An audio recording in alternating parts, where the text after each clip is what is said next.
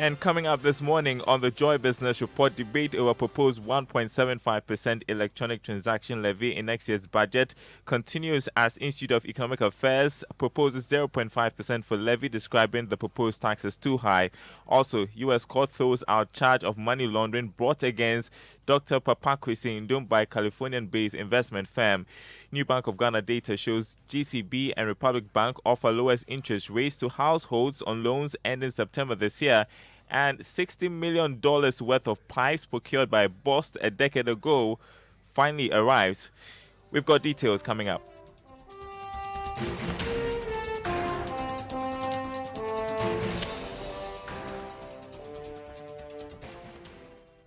My name is Darryl Kwab. Thanks for being with us this morning.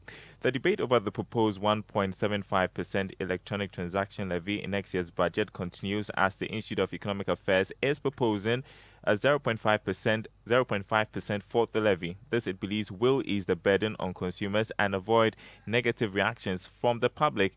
The IA claims the 1.75% levy is too high, as the telecom firms already charge 1% as service fees. Dr. John Kwache is Director of Research and says the e-levy has the tendency of undermining the nation's cashless economy agenda. This tax alone is contributing 7 billion. This is huge, but because you seem to be depending so much on it to raise enough revenue for 2022, it is like you putting all your eggs in one basket. In other words, government seems to be saying, I'm really going to get a lot of taxes, revenue from here. Now, if for some reason your projected tax intake fails to materialize, it's certainly going to have a material effect on the budget. Well, customers will be paying the 1.75 levy on mobile transactions in addition to the 1% already levied by telcos, bringing the total levy to 2.75%. That's a lot. To ease the burden on customers and avoid any negative reactions, I would have started with something like 0.5%. Okay, let's start from somewhere. You had Director of Research at the Institute of Economic Affairs, Dr. John Kwache. Meanwhile, the Ghana National Chamber of Commerce and Industry has tabled its reaction to the 2022 budget. Its president, Clement Osamako, has singled out the 1.75 electronic transaction levy, warning it will pose a threat to government's cashless society agenda if the levy is not scrapped or reduced. Charles Aite sat through the GNCCI budget seminar and comes through with this report. The introduction of the electronic levy of 1.75% topped discussions at the Chamber of Commerce and Industry budget seminar.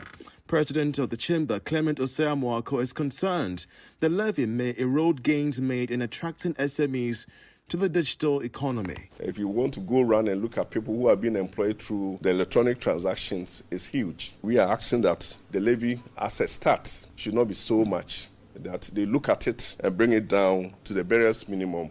Partner and head of tax, the KPMG, Kofi Frimpong Kore, has advised businesses to re-strategize amid the introduction of some 11 tax policy proposals. For those who are also going to go into entrepreneurial arrangements, the government is also planning to take a rebate of some of our finance costs. Aside the concern of taxes, businesses are nervous about the cost of credit amid the sustained maintenance or reduction of the policy rate.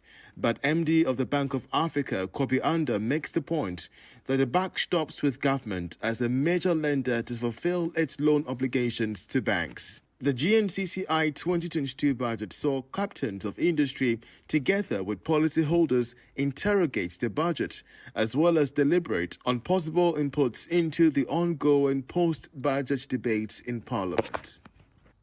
Charles Aite's report. Away from the budget, a U.S. court in Illinois, Chicago, has thrown out a money laundering charge filed against collapsed GN Bank and its chairman, Dr. Papakwesi Ndum, and other directors. According to a statement issued by lawyers for Dr. Ndum, the case was dismissed by the judge because the complainant failed to show the required evidence to back allegations. An equity fund and securities investment company, Brim Group, based in California in May this year, filed an application in court alleging that Dr. Ndum was using funds from depositors from GN Bank to engage in money laundering and unlawful acts.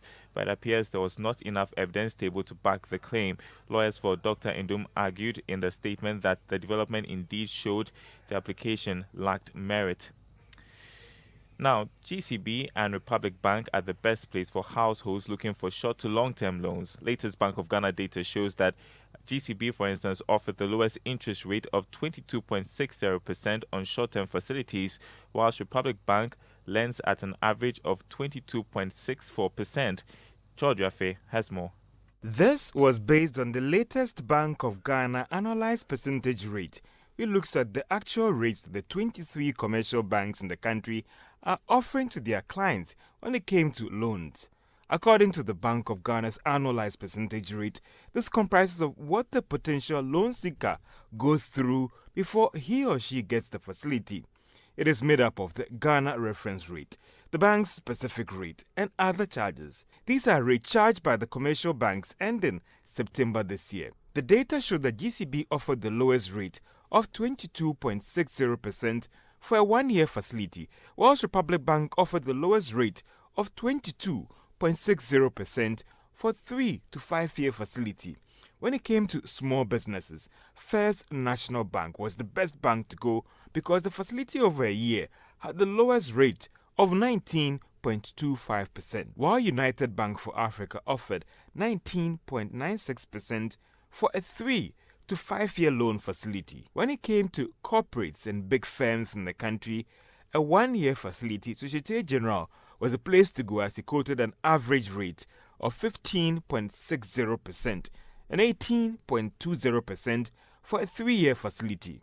For loans going into 5 years, EcoBank came on top in the country as it offered 17.67%. The Bank of Ghana believes that the regular publication of these reports may go a long way to help drive down the cost of lending in the country. Kojo Yankson there. The Bulk Oil Storage and Transportation Company Limited boss has finally taken delivery of 5,400 pieces of a 12-inch pipe, among other equipment procured in 2008. Due to administrative lapses, the $60 million worth of pipes will be installed to transport fuel between Tema and Akosombo for onward transportation by water to meet growing demand in the northern parts of the country and the landlocked countries. Now, Managing Director of the company, Edwin Provençal, speaking to the media, the Tema Port said installation of the pipes next year will improve utilization of the company's marine asset. This arrival could not have come at a better time than now, when the reactivation of the Bolgatanga depot for export has made it more than necessary for high volumes of petroleum products to be transferred between Tema and Akosombo for onward distribution to Buipe through the river barges to meet the surging demand. That was Managing Director of Boss Edwin Provençal. The National Premix Fuel Committee has reiterated that it will, from the beginning of next year, automate and regulate premix fuel for fisherfolk. According to the administrator of the committee, Nana Abrokwa-Asare, the move is to reduce the human element and prevent diversion of fuel. He explained that there should be equity in the distribution of premix fuel in all landing beaches across the country. He was speaking at the Africa Center for Energy Policy's National Policy Dialogue on premix fuel supply. The transformation I spoke about earlier is perfectly demonstrated through the arrival of these pipes in Ghana. I'd like to assure the general public, the management and staff of the company that the board will continue to support the management in the fulfillment of its strategic plan to turn the company into the strongest actor in the downstream sector of our part of Africa, providing fuel security to the nation and others in the region. Nana Abrokwa-Asare is administrator of the National Premix Fuel Committee. You're listening to the Joy Business Report. Over 15,000 Ghanaians died of cancer last year, according to the global cancer statistics. It is a significant public health problem, but little research is done on cancer here in Africa. That is what inspired Ghanaian health research startup Yamachi Biotechnology. The Joy Business Van is there today to speak with the CEO and co-founder, Dr. Albediako. Cancer is a significant public health problem. However, if we looked at the research that is being done in Africa in the areas of biomedical research, cancer doesn't really feature. And so I felt that as a new company coming up, when you're starting a new company, a new initiative, you try to find areas that are currently underserved, because that gives you an opportunity to have impact, but also gives you an opportunity to create or to carve out a niche for yourself. Part of my motivation is to show people how excellent Africa can be. Unfortunately, we tend to be associated with poverty and suffering and all the negative things that we do see around us, but that is only half of the story. Africa has a lot of success stories, and unfortunately they don't make the news. I want Yamachi to one day be one of those success stories.